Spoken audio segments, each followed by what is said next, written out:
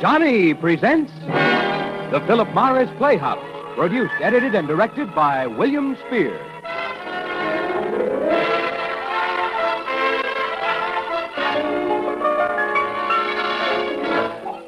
And now we bring you The Iron Man, tonight's production in the Philip Morris Playhouse.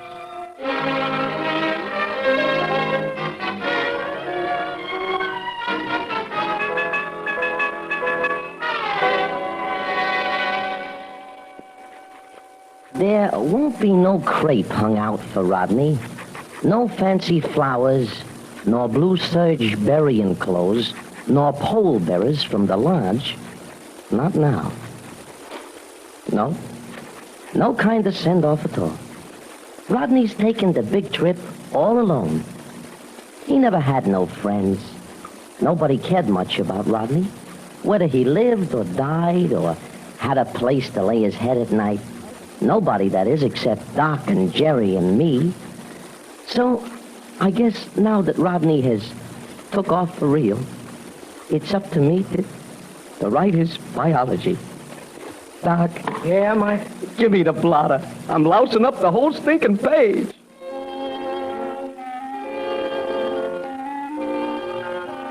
The story of Rodney Donahue is best told, like most stories, from the beginning. But before we start, I must ask you to hold on to your hat, because the whole thing is pretty incredulous. I've been tending bar at the Shamrock Club for 15 years. You know, sherry a dime, rye 2 bits, hold on to your glass when the L goes by. Well, I ain't the worrying kind, and neither are Doc and Jerry, my partners. But this particular winter, business was null and void. A malicious wave of temperance had apparently hit our district. The drinkers were staying away in droves. And it couldn't have happened at a waste time. Mr. Stevens, the guy who held the mortgage on the joint, finally come in one day and laid it on the line. Get it up. $1,200 in 2 weeks. Doc came in right after Stevens left. So I told him right away. But Jerry was busy all day driving his taxi cab, so I couldn't tell him that night. We sat around the table in the back room with our chins in our hands, thinking how cold the snow was outside. $1,200. Sure, it's a cinch. And while you're wrapping it up, throw in the moon. Listen, Jerry, you're taking in $10 a day driving that taxi, huh? I ain't prepared to cope with $1,200. Doc? Don't look at me. The only $1,200 I'll ever see is in my Social Security number. I knew we shouldn't have done it. What? That sure thing at Hialeah. I never knew a horse could run backwards. Well, that was your idea, putting the grand on him. Skip it. No use haggling now.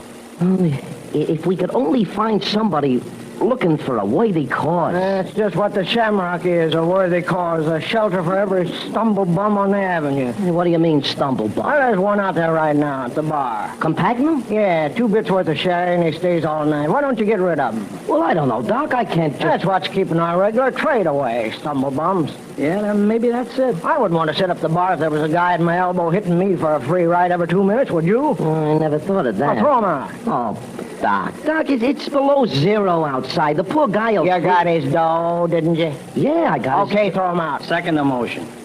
Okay, gents. Out he goes.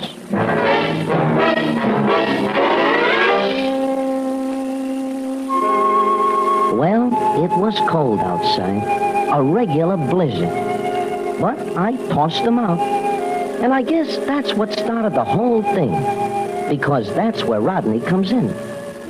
His name was Rodney Donahue. And he was a barfly like Campagno. Only worse. He'd probably lost the longest weekend since the calendar was invented. 90 proof right up to the ears. He was sitting at the bar the next night, just like Campagno was, and I was about to give him the business. Rodney, wake up. One moment, officer. You've got no right to assume that just because I... Oh, Mike, old boy, when did you come in? I've been here all night. Look, you want another drink? Oh, to be sure, I want another drink. Only one difficulty. Yeah, I know. You're fresh out of money. how accurately you divine my hidden purpose. But seriously, old man. Look, the house ain't buying tonight, Rodney, and sleeping quarters is outside. Huh? Now, suppose you get yourself off that stool and just... I couldn't think of going. The night's young. I'm sorry, Rodney. Look, new policy out... Michael, aren't you being... What? What's the matter, Jay? You seen the evening paper? No, what? Where's Doc? In the back room. What's the matter? Come on. I gotta tend to Rodney here. No, this is more important. Okay, lay down. I'll be with you in a minute, Rodney. Doc, you seen the paper? No. For God's sakes, what is it? All right, now listen. What? Man dies of exposure in Central Park. The frozen body of Ernest Compagno, an itinerant, that's Italian, was discovered in Central Park this morning by Patrolman Joseph Roche of the city police. Compagno? Now, wait a minute. Condition of the body indicates that the man, a chronic alcoholic, was wandering in a park at a late hour last night and was overcome by the cold. Well, what's so exciting about that? Yeah, what's so I ain't important? finished yet. Wait. The dead man left an estate of approximately $10,000, made up entirely of a life insurance policy with a daughter living on the Pacific coast as sole beneficiary. That all? Yeah. Too bad. Well, I gotta get back to Rodney. Wait a minute, Mike. Huh? 10 grand. Yeah. You know, Jerry, the poor old guy's death was a kind of a blessing in a way. Yeah, that's it. A blessing. A slave to demon rum, his life a shambles. What are you talking about? You know, maybe we got a mission in life. Maybe we're just what these poor guys need. There's a lot more like Compagno, you know. Baby, it's cold outside. Wait a minute now. What? Do you get it, Mike? What do you mean? They ain't got no dough. Well, neither did Compagno. All he had was a nice, fat insurance policy. Made out to his daughter. Now, maybe we could find one without any daughters. Huh, Doc? Well, lots of people don't have daughters, but they have insurance policies. Hey, wait a minute. He's catching on. And if he was to become a partner of ours, he'd need an insurance policy to protect us, his beneficiaries. Yeah. As a matter of fact, all we need is a guy like that. Hey, where is everybody? All we need is a guy like Rodney. Rodney?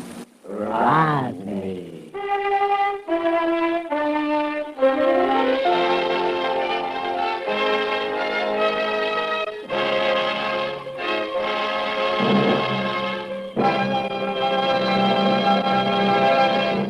You have heard Act One of The Iron Man. Now, with Sidney Miller as Mike McGovern, we bring you Act Two of The Iron Man, tonight's production in the Philip Morris Playhouse.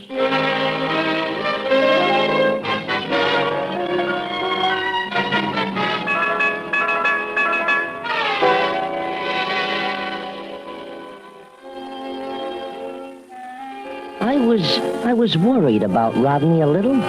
He was so weak, so frail and helpless, without no family connections and nothing. And while we talked to him that night, I begun to worry for fear he'd keel over before we got him covered with insurance. You see, Rodney, what this place needs is a kind of customer's man. A host. That's it, Rodney. A guy who'll make the other customers feel at home. You get it? Oh, wait a minute now. You mean you want to make me a full partner? Yeah, you're just like the rest of us. Even Steven. Huh? You'll get a quarter interest in the place. Not so fast. What's it going to cost me? Nothing, not a cent. You'll get a fourth of the take. That's 25%. Of course. And all you want to drink. Oh, I'm dead. Huh? I must be. I'm in heaven. Well, let's tip the flowing bowl. Not yet. No drinks tonight. Oh, why? Why, you got to be in shape for your examination tomorrow for the insurance policy. Understand, we're giving you a quarter interest in the place, and we got to have protection. Well, if you must, you must. Now, where do I sign? Right here, Rodney. found Right, the right pen. here. Got my Here's hand. a pen. There.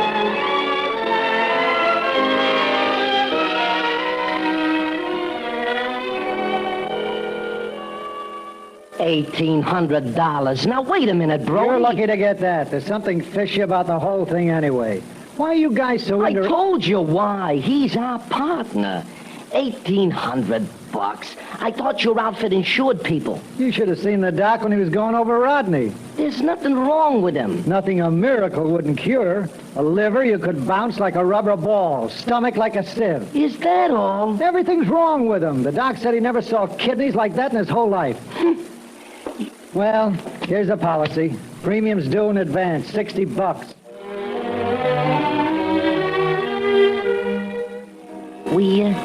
We thought it might look too convenient if it happened right away. So we waited 2 days. I went to work on Rodney Thursday night. And when I let Jerry take over, I had the feeling the money was in the bank. Doc was waiting for me in the back room. How is he? Oh, we're getting there. His mother was frightened by a sponge, but we're getting there. Jerry is now guiding the glass to his mouth. How's the weather? Oh, lovely. Never saw such a night.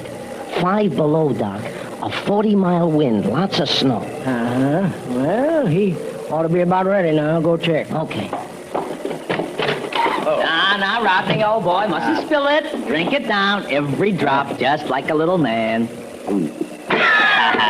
Could I have a chaser? He's getting finicky, Mike. I'm not complaining. Don't get me wrong, I love my job. I've never been happier in my work. It's just that I want to... What do you want, Rodney? Oh, I want to go to bed. Can you imagine that, Mike? First day on the job, and the guy wants to quit an hour early. Oh, Rodney, you are a clock watcher. Please, Mr. McGovern, whatever the cost, let our keyword be harmony. And whatever the task, you'll find a Donahue never quits. Though the path be long, though the way be hard, remember this, I'm with you, pard. I want to go to bed.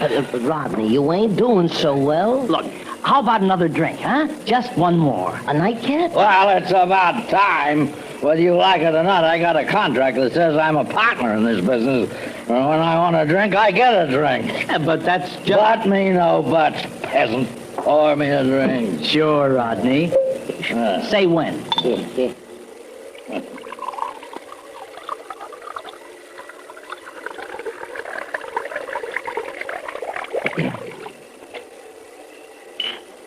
It's full. Okay, when?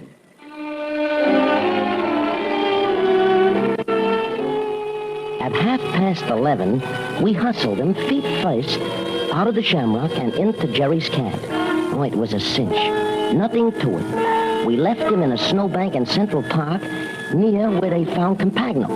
Then went back to the bar and waited all night for the morning papers.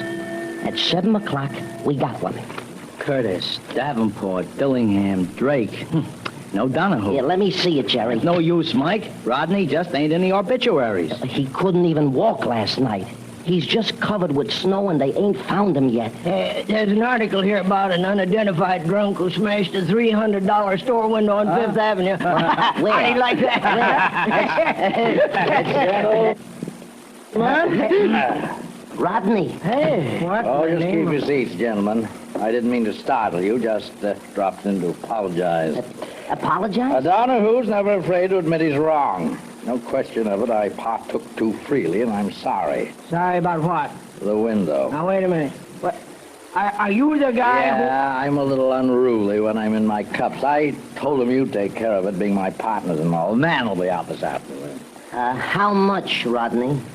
$300. $300. Yeah. Oh, what's the matter? Nothing. Rodney.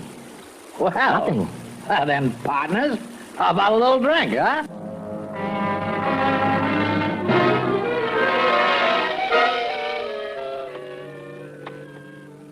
Holy cow, look at that snow. I can hardly see. who? What time is it, Mike? At 1:15. How is he?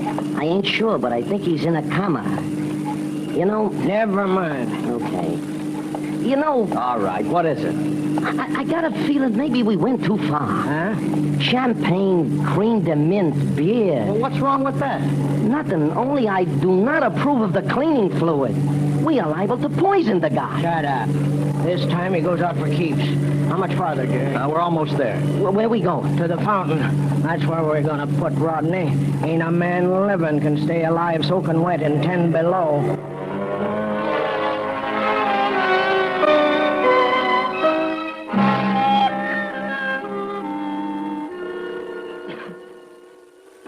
Give me me another aspirin, Doc.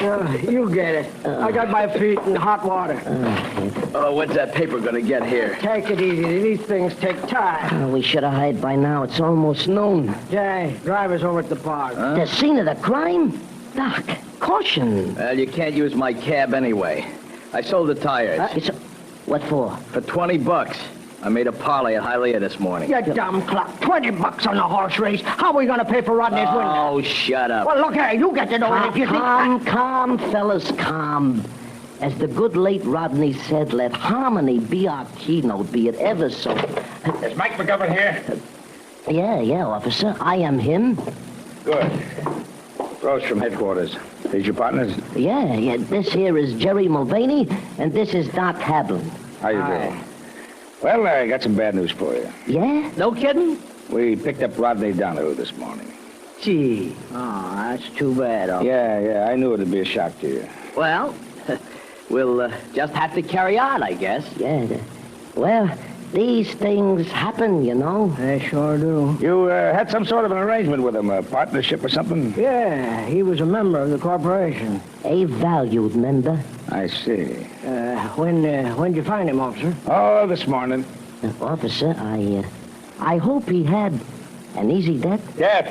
I only wish he was dead. We picked him up for turning in 5 false alarms last night, and it's going to cost you $100 to bail him out. You can pick him up at the station and start to know. You know... Shut up. Okay. You know... Okay, what is it? There's only one conclusion. Rodney is immortal.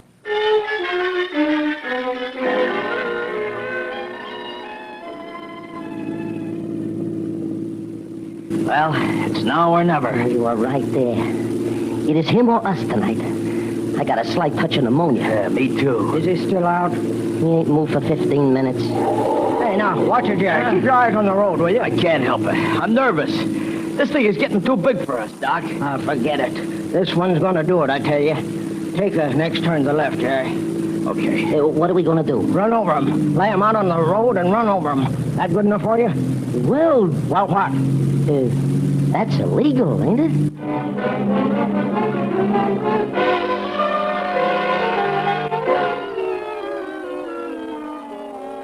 I guess maybe we'd all lost our faith in Rodney by then. Even Doc, who would not admit it. We did like he said. Laid Rodney out on a road in Central Park and run over him. But our hearts were not in it. Nobody said much as we waited for the paper to come again, sitting in the back room around the table. Then finally... Yeah, this is Mike McGovern. Yeah, of course. Oh, sure. Oh, I understand. Uh-huh. Yeah, well, those things happen. Yeah, sometimes, yeah. Huh? Sure. Shut up. Yeah, well, it takes time, you know. Sure, call me. Well, who was it? The hospital. It seems Rodney has a slight concussion. They might have to hold him a week.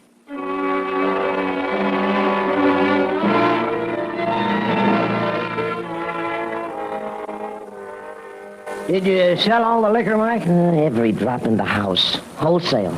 And we still owe $60 on Rodney's hospital bill. Where's Jerry? He went down to the bookies. His $20 parlay runs today. Maybe I ought to talk to Stevens about that mortgage. It wouldn't do no good unless you can talk $1,200. What's that? It ain't a customer.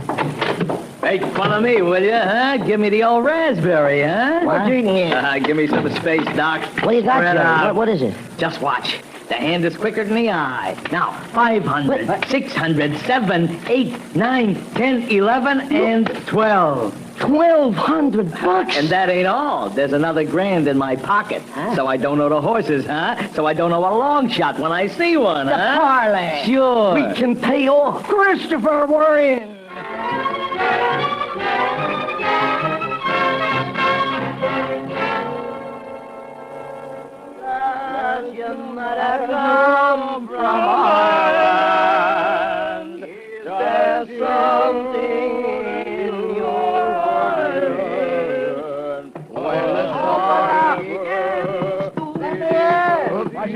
Oh, Oh, someone at the door. Oh, don't open it, Jerry. It might be a customer. Let's see. No. Better go see. Oh, gee, it's good to see you, Jerry. Rodney. Well, aren't you going to let me in? It's cold out here. Hey, Rodney wants to come in. Get out, you stumblebum. Oh, Doc, I got to have a drink. Listen, I've been in the hospital. Nothing but food for 10 days. Don't tell us how long, pal. We got the bill. Throw 'em out, Oh, Jerry. you can't, Doc. I got to have a drink. Doc, maybe we ought to give Rodney a little send-off. Yeah, give me a We'll drink. send him off all right, that little double-crosser. Toss him out, Jerry. Now, wait. Out you go, can't do this. Come I'm a on. partner. That Remember? partnership is dissolved, Rodney. As of now. Beat it. Oh, please, Doc, please. You heard what the man said, Rodney. Out you Well, that takes care of Rodney. Hey, it sure does. Yeah. Well, let's see now. Where were we? Well, I was singing lead. Let's go. Does your mother come from Ireland?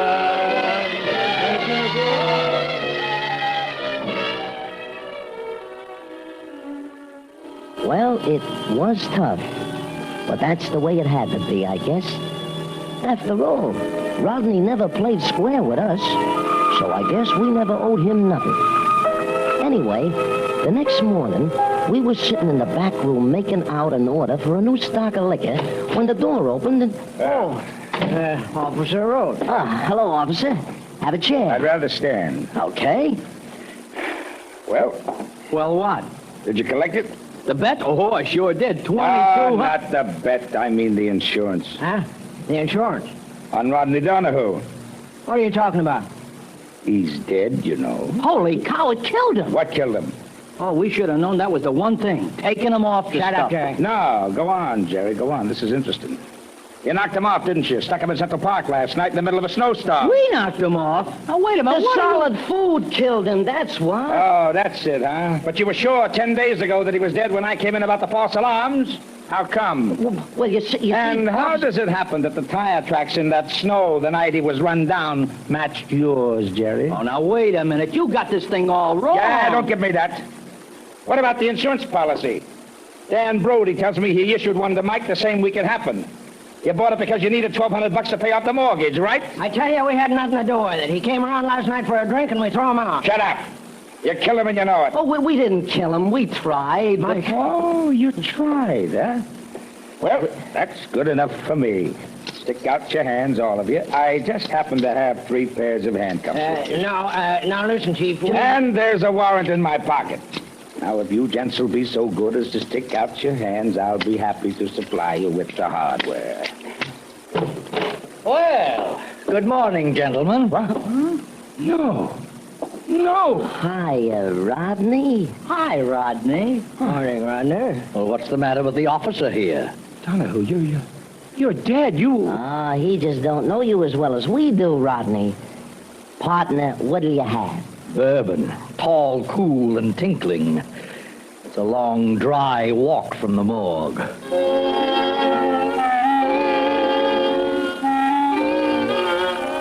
And so it is, because we feel the story of Rodney Donahue should be put down for posteriority, I have wrote this account of the pleasant relationship we had with him. Doc and Jerry and me are living together now. And it was quite a joke to hear us finally taken off. Yeah, it was liquor finally got him, they tell me. He cashed in on the Shamrock and went hog wild on the money. And it was in some such dude hangout as the Store Club that he bought him some fancy drink with fruit and all. And the toothpick got caught crosswise in his throat, and Rodney choked to death. Rodney was a good and true friend, cheerful and generous to the last, and one of the best drinkers I have ever run across. And while our hopes and plans for Rodney never quite came off, I'm sorry to say that the people of the state of New York give us an A for effort. Respectively submitted, Michael J. McGovern, number 3487156.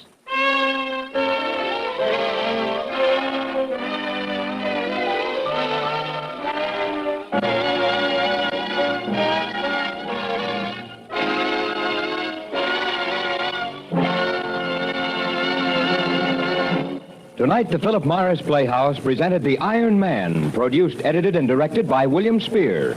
Sidney Miller was Mike, Jerry Hausner Jerry, James Matthews Doc, and Joseph Kearns was Rodney. Tonight's original radio play was by Harold Swanton. Music on the Philip Morris Playhouse is under the direction of Lud Gluskin. All names and characters used on this program are fictitious. Any similarity to persons living or dead is purely coincidental. This is Art Ballinger saying good night. This is CBS, the Columbia Broadcasting System.